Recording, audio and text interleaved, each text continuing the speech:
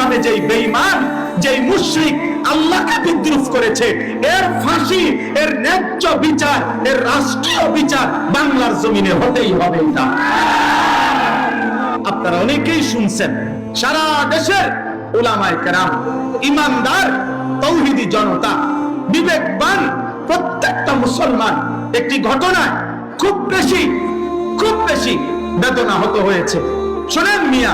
এই আসমান সৃষ্টির পর থেকে, পৃথিবীর প্রথম মানুষ থেকে আজকে পর্যন্ত পৃথিবীতে বহু মানুষ বহু কুফরি করছে, শিরিক করছে,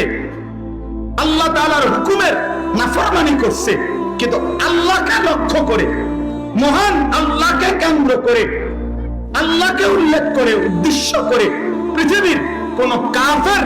মুশরিক, কোন মুরতাদ, কোন বেঈমান, কোন মূর্তি পূজক, কোন আগুন পূজারী, কোন সূর্য পূজারী, পৃথিবীর কোন নিকৃষ্ট কোন কাফের আল্লাহকে এত